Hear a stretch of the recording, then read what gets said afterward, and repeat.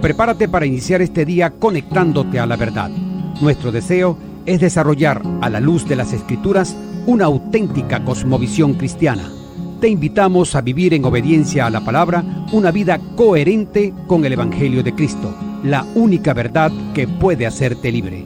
Bienvenidos a Conectados al Camino, siempre en movimiento. Dios me les bendiga y buenos días a nuestros oyentes de Dinámica 92.9 FM. Bienvenidos a su programa bíblico Conectados al Camino, siempre en movimiento. Gracia y paz del Señor Jesús para usted y todos los que están conectados a esta hora. Y desde ya, el Señor pueda bendecir sus vidas y proveerles de todo lo que Él tenga preparado para cada uno.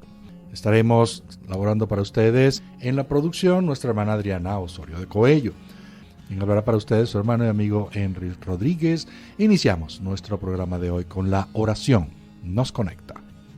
Bendito Dios, Padre, gracias te damos por este nuevo día, este amanecer que nos regalas. Tus misericordias son nuevas cada día. Pedimos que nos acompañes y que tu bendición esté con nosotros y con cada uno de los que nos escucha, para que podamos glorificarte y ser de testimonio y luz en medio de tanta oscuridad. Guárdanos en tu nombre, Señor. Amén. Vamos a nuestra sección Una frase, una reflexión. El credo niceno, mucho más que una declaración, es mucho más que una declaración de fe. Este del que estaremos hablando hoy es una afirmación de la identidad y la misión de la Iglesia. Él establece un fundamento sólido para la doctrina de la Trinidad, que es central en la teología cristiana. Nos recuerda que la fe cristiana no es solo un conjunto de creencias, sino una relación viva con un Dios que es Padre, Hijo y Espíritu Santo. Hasta aquí una frase, una reflexión. Hoy tenemos nuestra segunda entrega de la serie Defendiendo la verdadera fe en los primeros concilios de la Iglesia cristiana, enmarcada en nuestra sección en retrospectiva. Analizaremos hoy todo lo concerniente al Concilio de Nicea, el credo niceno, la Trinidad, algunas herejías que surgieron allí y otros tópicos. Y para desarrollar esto, tenemos como invitado en esta semana a nuestro querido hermano Luis Torrealba, representante exclusivo para Venezuela de Librería Legado Reformado, miembro de la Iglesia Bautista Reformada de Barquisimeto. Bienvenido, hermano Luis, ¿cómo te sientes? Hermano, muchísimas gracias por la invitación y por seguir este interesante tema histórico y creo que importantísimo, ¿no? para la fe cristiana. Asimismo es muy importante, porque es necesario que cada uno de nosotros estemos bien, como quien dice, preparados con esto. Hoy vamos a iniciar nuestra segunda entrega con el Concilio de Nicea, identificándolo, viendo algunas herejías que salieron de allí. Y bueno, desarrollemos ese tema, mi hermano. Sí, quisiera iniciar comentando que este credo, el credo niceno, el credo de Nicea, no es, y como para aclarar en general, no es teología católica romana. No es propiedad de ellos. Creo que es importante decir que es teología cristiana básica. Como para que no le tengamos ese miedo o ese rechazo a priori, sin reflexionar. Este credo es un documento que sirve, ¿no? Que se utiliza para confesar o formular una expresión de doctrina o doctrinas fundamentales de la fe cristiana. Cabe destacar que este credo, en su estructura completa, se realiza en el segundo concilio, lo que llama el segundo concilio ecuménico, el concilio de Constantinopla, en el 381. En el 325, que es el concilio de Nicea como tal, se afirma o se formula esta primera o la parte central de este credo. Central. Pero tiene su forma final en el concilio de Constantinopla en el 381. Es la forma ya completa. Toman lo mismo de Nicea y lo reformulan para darle como el cuerpo completo en esa parte. Relativamente, y disculpa mi hermano, fue un tiempo corto, ¿no? 56 sí. años aproximadamente, que pasó de uno al otro. O sea, sí. Si lo vemos como historia, por supuesto es muy corto el tiempo. Correcto. Eso gran parte es por las herejías que estaban combatiendo. Una herejía no es fácil combatirla, sobre todo si tienes exponentes que son muy elocuentes, son muy hábiles hablando y convenciendo. Es interesante, aunque a partir de este punto se dio un golpe muy fuerte no significa que ya no hay herejías. Las dos más grandes herejías que tuvieron que combatir era el arrianismo, el término sería así de un presbítero llamado Arrio, y el apolinarismo, que surge más adelante en el 381. Como todas las herejías, beben unas de otras, toman un poco del anterior y los reformulan. ¿Qué es el arrianismo? Arrio, de una forma muy poética, decía, o por lo menos poco que queda registrado, decía de esta manera: hubo un tiempo en el que no existió el verbo. O también decía, antes de ser engendrado no existió. Y otras frases como, y fue hecho de la nada, de otra hipóstasis u otra naturaleza. Así era la forma elocuente con la que iniciaba. Así que el arrianismo es la idea de que Jesús fue la primera criatura creada. No era Dios. Dios creó a Jesús y Jesús creó todas las cosas. Sí, es esa idea. O sea, pone por encima esa naturaleza humana, pero como excelsa, súper divinizada. No es igual a Dios. Tiene mucho poder, todopoderoso, pero no es Dios. Eso es grave. Por supuesto, Arrio lo que trataba era de entender este asunto de la doble naturaleza de Cristo, pero terminó negando una cosa. Terminó yéndose por un extremo. Aunque el Concilio de Nicea termina combatiendo eso, ¿sí? y simplemente dice que todo aquel que crea eso, pues puede estar fuera de la iglesia, realmente fuera de la fe cristiana. En el 381, otro problema surgió con Apolinar, de ahí donde surge el apolinarismo. En este punto, ahora tenemos a alguien que exalta la naturaleza divina, pero reduce la naturaleza humana. Es decir, para Apolinar, Jesús, el que nació, es un humano, mero humano. Pero en su espíritu, la parte interna, es el logos divino, es el Hijo. Es decir, por fuera es como una carátula humana, una recubierta humana, pero el centro realmente es la divinidad. ¿Cuál es el problema con esa posición? Que ni es hombre ni es Dios totalmente. Correcto. Simplemente es como un títere, como si el cuerpo humano fuera un títere y internamente es. Entonces es una fabricación. O sea, como si él fabricó eso y lo dio a entender. Exactamente, para tratar de combinar o tratar de dar una explicación humana, racionalista, de algo que es un misterio, que escapa de nuestras manos. De paso había surgido otro problema, defendido por Macedonio de Constantinopla, que aunque afirmaba la divinidad de Jesucristo, se la negaba al Espíritu Santo. Ahora, no quería que el Espíritu Santo sea Dios, simplemente una fuerza, un poder. No querían incluirlo en el... Exactamente, como, aunque sí creía en la divinidad del Padre y del Hijo. Eso es lo que se llama la herejía macedonia o neumatómaca. O sea, lo que en contra del Espíritu, es a lo que se refiere. Okay. Así que es importante pararse firme y definir, no, esto es lo que creemos. Y de allí, tanto del Concilio de Nicea como del Concilio de Constantinopla, surge el credo que objetivamente debería llamarse credo niceno-constantinopolitano. Parece un trabalengua. Interesante. Por ahí de Nicea y de Constantinopla. Pero digamos que popularmente, por lo largo, quedó como el credo niceno. Entonces, allí es donde se reformula y se responde cómo podemos abordar este tema tan profundo de la Trinidad, sin explicarlo del todo, porque es un misterio realmente. No somos Dios para entenderlo. Pero sí podemos poner límites, saber hasta dónde llegar para no caer en problemas. Lo que te comentaba ayer, que el problema con tener una mala interpretación en la Trinidad es que a largo plazo hay repercusiones muy graves, como el hecho de que Jesús era un simple judío que alcanzó la divinidad. Es decir, que cualquiera puede alcanzar la divinidad por sus propios medios. Una salvación por obras. Respetado oyente, estimo que usted está permaneciendo allí bien atento a todo esto para que no se escape nada de lo que estamos compartiendo hoy. Ha estado abordando lo concerniente a lo que quedó en el segmento anterior, como es el credo niceno-constantinopolitano. Así mismo. O de manera más popular, el credo niceno. Exacto. Sí, aquí lo clave en esta credo es la teología trinitaria.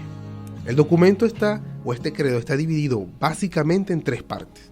Básicamente. Aquí sigue lo que se llama la fórmula trinitaria, tal cual como Jesús lo enseñó, que se debían bautizar en el nombre del Padre, del Hijo y del Espíritu Santo. Y así se desarrollan todos los diferentes credos. De hecho, el apóstol Pablo, cuando se despide en la segunda carta a los Corintios, al final dice: la gracia del Señor Jesucristo, el amor de Dios y la comunión del Espíritu Santo. Entonces queda esa tradición de tener esta idea en tres partes. Entonces, bueno, decimos que este documento es el producto final del Concilio de Constantinopla. Lo que se le añade en ese concilio es sobre el Espíritu Santo, sobre la Iglesia, el fin de los tiempos y la vida eterna, como para dar más sustancia.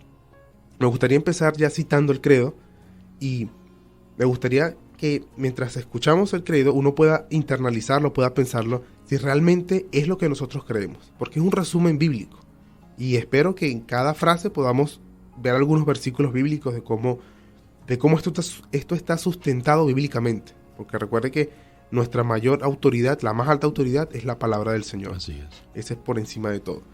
Este credo comienza sobre el Padre, y dice así, abro comillas: creemos en un solo Dios, Padre Todopoderoso, Creador del cielo y de la tierra, de todo lo invisible, de todo lo visible e invisible. Cierro comillas.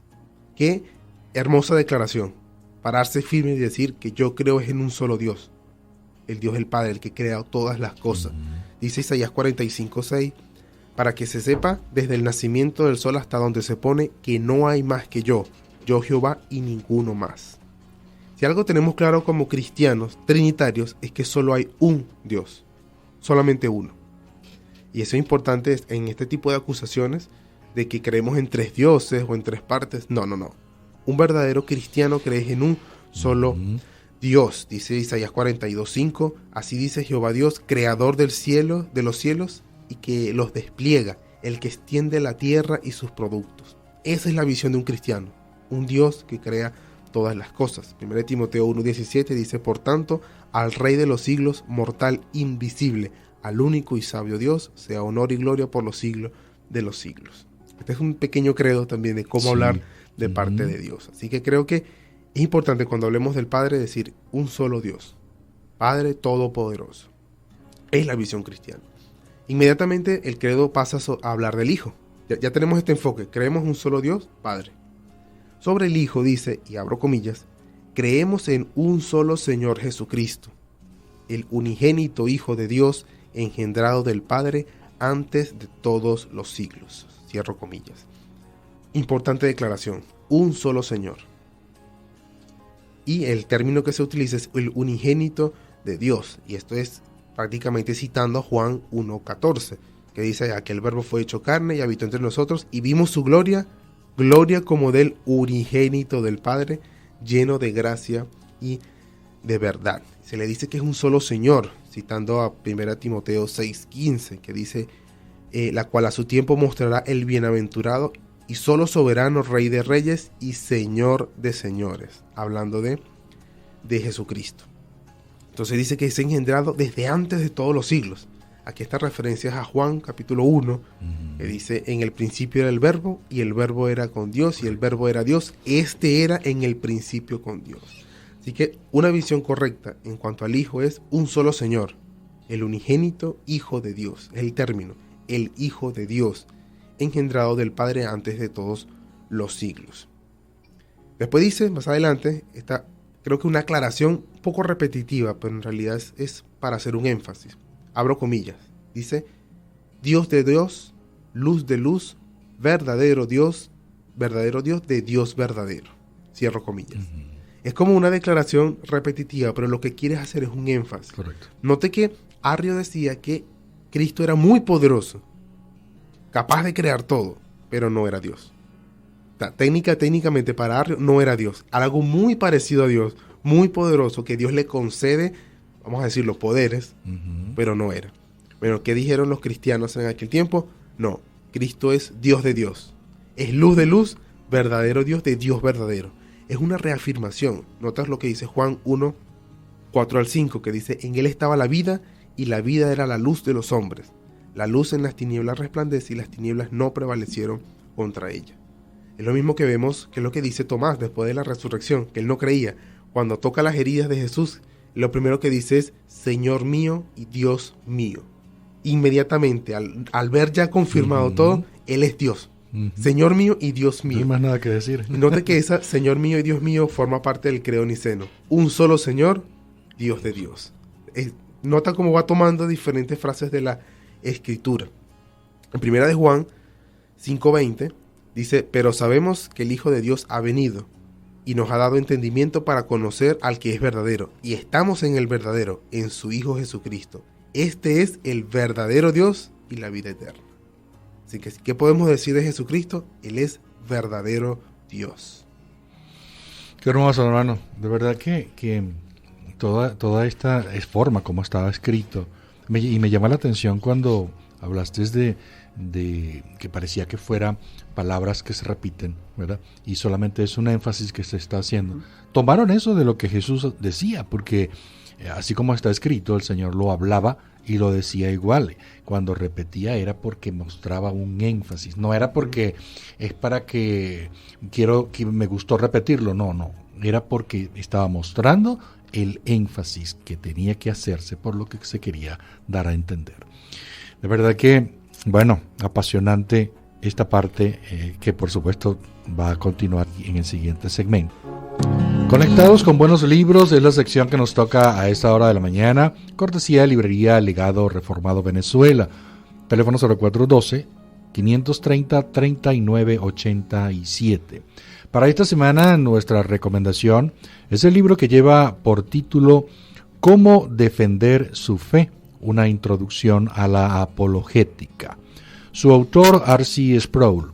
Este libro muestra los principios básicos y fundamentales para la defensa de la fe cristiana, desde la razón, lógica y filosofía cristiana, ideal para conocer elementos básicos para una presentación bíblica del cristianismo ante un mundo que constantemente niega a Dios. Este libro es recomendado para la apologética clásica cristiana. Recordemos seguir el consejo acertado del predicador Charles Spurgeon: lee buenos libros, pero vive en la Biblia. Vamos a dar seguimiento a lo que estamos hablando con lo de el credo niceno-constantinopolitano. Adelante, mi hermano. Hermano, ya hemos hablado hermosas frases, ¿no? Creemos en un solo Dios Padre. Creemos en un solo Señor Jesucristo, Dios de Dios, luz de luz. Nota lo importante que es ser preciso y ser claro y no tener miedo a decir las cosas. Cristo es Dios y es el Dios en el que nosotros creemos. Arrio, en aquel tiempo, y lamentablemente aún hoy en día ese tipo de herejías están resurgiendo, habla de que este Cristo es una criatura. La primera criatura que hizo Dios, y después esa criatura hizo todas las cosas, pero en fin, no es Dios. Pero nota cómo un verdadero cristiano hace énfasis en la divinidad de Cristo. Y aquí cito otra vez el credo niceno, abro comillas: engendrado, no creado, de la misma naturaleza del Padre y por quien todo fue hecho, cierro comillas. Nota lo claro que es. Este Cristo, este Hijo de Dios, es engendrado, no es creado. Y por supuesto es un término poco complicado, pero toma del 1 de Juan 5:18, que dice: sabemos que todo aquel que ha nacido de Dios no practica el pecado, pues aquel que fue engendrado por Dios le guarda, y el maligno no le toca. Queda allí, cuando dice el unigénito del Padre, engendrado por Dios, también cita lo que dice el mismo Señor Jesucristo en Juan 10:30, dice: yo y el Padre uno somos. Nota que no dice yo y el Padre somos el mismo, no, yo se identifica, el Padre lo identifica, somos uno, en esencia, en naturaleza. Por eso es importante decir de la misma naturaleza del Padre. Por supuesto, en Colosenses 1:16 dice que en Él fueron creadas todas las cosas, las que hay en los cielos, en la tierra, visibles e invisibles. Porque es el mismo Dios. El mismo Dios de Génesis 1:1 es el mismo Cristo. No hay diferencia. Entonces, por supuesto, este problema en cuanto a la cristología no va a acabar aquí. Lamentablemente no va a acabar aquí. 20 años después, 30 años después, se desarrollan otros herejes, con el favor de Dios, si el Señor lo permite, lo veremos mañana, en cuanto a quién es este Cristo. Pero ya se está definiendo aquí, engendrado, no creado. Luego pasa este credo a hablar el asunto de la salvación. Y creo que la forma en cómo habla es bastante personal. Cito el credo a continuación. Después de que nombra engendrado, Dios de Dios, luz de luz, dice, abro comillas, quien por nosotros los hombres y por nuestra salvación bajó del cielo, y por el Espíritu Santo fue encarnado de María, la Virgen, y fue hecho hombre. Cierro comillas. Nota esa cercanía, por nosotros y por nuestra salvación bajó del cielo. Eso debe quedar en nuestra mente. Y aquí está hablando de varios pasajes, podemos citar aquí, Juan 1:14, y aquel verbo fue hecho carne y habitó entre nosotros. Él bajó, Él descendió. Gálatas 4:4 que dice, pero cuando vino el cumplimiento del tiempo, Dios envió a su Hijo, nacido de mujer y nacido bajo la ley. Este es un punto importante en cuanto a la encarnación del Hijo. Él bajó, Él decidió venir por nosotros y por nuestra salvación. No era que Dios no sabía qué es ser un ser humano, quiero experimentar a ver qué se siente. No, Él vino con un propósito. Incluso también se puede decir esta famosa frase de por la verdad murió Cristo. Bueno, realmente no es así. Él no murió por decir la verdad ni por enfrentarse a las autoridades. Él murió con un propósito. De hecho, desde su nacimiento se ve así. En Lucas 1:31 dice, y ahora concebirás en tu vientre y darás a luz un hijo y llamarás su nombre Jesús. Este será grande y será llamado Hijo del Altísimo. El Señor le dará el trono de David, su padre. Y más adelante, María pregunta, ¿y cómo será esto? Pues no conozco varón. Respondiendo el ángel le dice, el Espíritu Santo vendrá sobre ti y el poder del Altísimo te cubrirá con su sombra, por lo cual el santo ser que nacerá será llamado Hijo de Dios. Importantísimo tener en cuenta eso. Más adelante el credo, para terminar aquí, dice, y por nosotros fue crucificado en tiempos de Poncio Pilato. Nota esa referencia a Poncio Pilato porque está hablando de una fe histórica, una fe real. Esto no es un cuento de hadas, realmente. Y vuelvo a repetir lo mismo, por nosotros fue crucificado. Un cristiano confiesa que Cristo murió con una intención, no fue por casualidad ni por infortunio, sino por su pueblo. Entonces, ya lo demás es bastante conocido, padeció y fue sepultado, resucitó al tercer día, conforme a las Escrituras, ascendió al cielo y está sentado a la diestra del Padre. Si leemos esto, realmente está tomando diferentes citas. Por ejemplo, Hechos 2:32, a este Jesús resucitó Dios, de lo cual todos somos testigos. Hebreos 13:20, y el Dios de paz que resucitó de los muertos a nuestro Señor Jesucristo, el gran pastor de las ovejas, por la sangre del pacto eterno. Es hermoso ver el detalle dentro de este credo a la Trinidad, todo explicado, el detalle de cómo habla de nuestro Dios, habla del Hijo, habla del Espíritu.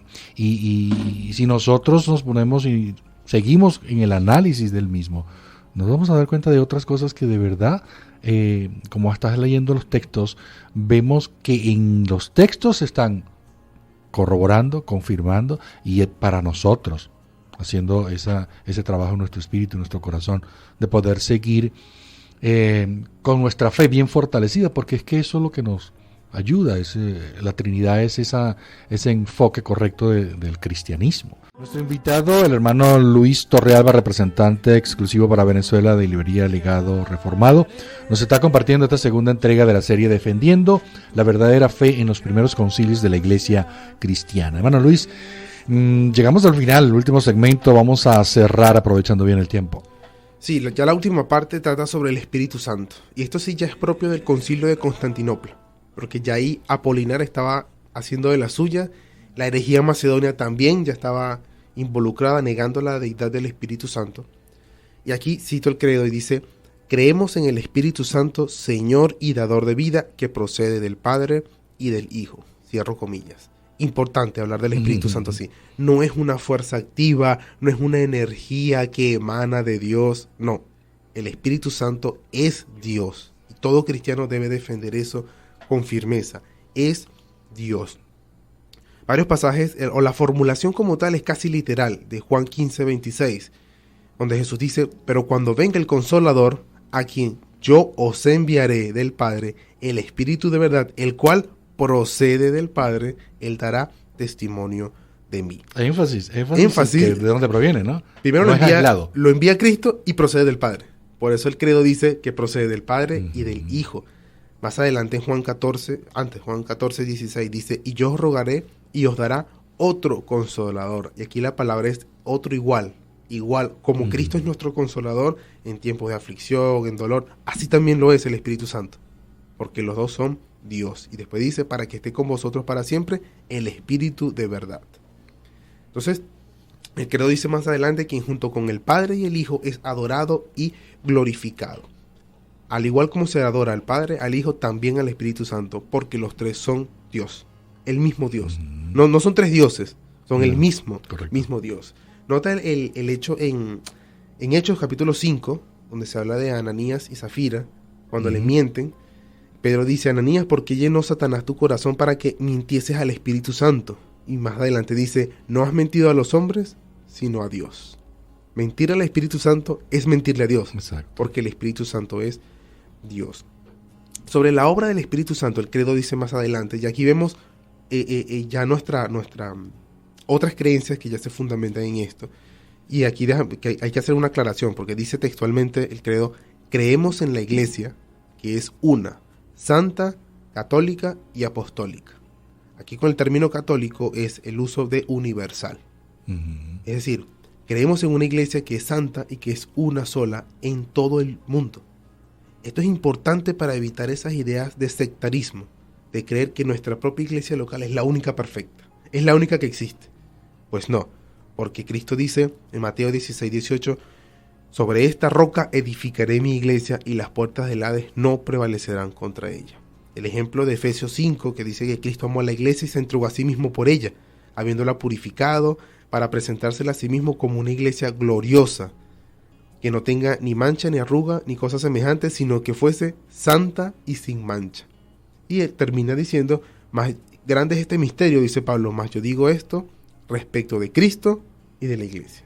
Todos aquellos que creen en el Señor Jesucristo verdaderamente forman parte de la iglesia universal, de la verdadera iglesia, que tiene su expresión en iglesias locales, por supuesto, porque no podemos estar en todo el mundo.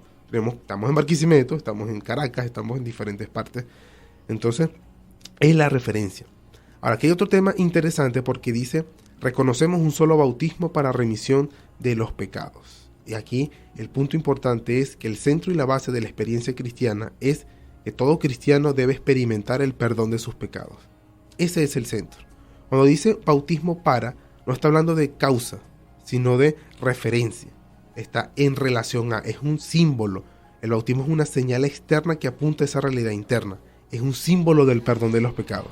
El bautismo representa el perdón de los pecados, pero el verdadero perdón es la fe en nuestro Señor Jesucristo. La Biblia es muy clara. Y termina diciendo que esperamos la resurrección de los muertos y la vida del mundo por venir. Amén. Eso es lo que todo cristiano cree, que Cristo vendrá por segunda vez y que habrá una resurrección final. Así es, mi hermano. De verdad, estupendo. Hoy nuestro hermano compartiendo, y gracias por ese tiempo, mi hermano, de disponerlo para estar acá con nosotros. Muy acertado todo este análisis. Queremos que puedas despedirnos con una oración, hermano Luis. Claro que sí. Bendito Dios Padre, gracias te damos por este tiempo. Tú que eres creador del cielo, de la tierra, que has enviado a tu Hijo para morir por nuestros pecados, que has puesto al Espíritu Santo para sellar esa salvación en nosotros. Gracias porque nos llevas a ser parte de tu iglesia y esperamos que vuelvas por segunda vez. Guárdanos en este día, nos dedicamos completamente a ti. Perdona nuestras ofensas y que toda nuestra vida gire en torno a ti para darte testimonio. En tu nombre, Señor. Amén. Seguro estamos que, así como nosotros hemos sido edificados acá en cabina, usted, estimado oyente, también lo ha sido. Ha recibido desde estas bendiciones hoy. Le esperamos mañana jueves a las 7 de la mañana para cerrar esta serie con nuestra tercera entrega. Agradecemos a nuestro Señor por habernos permitido estar al aire y para Él siempre sea todo el honor y toda la gloria. Elaboramos para ustedes Manuel Felipe García en la dirección, Alexis Azuaje en los controles y quien habló para ustedes su hermano y amigo Henry Rodríguez. Feliz resto del día, Dios les bendiga.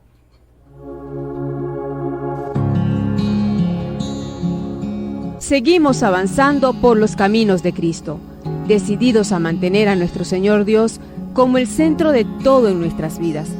Permanecemos fieles a su palabra, conectados al camino, siempre en movimiento. Cuando llegue al final, estos labios dirán, no soy yo, sino Cristo en mí.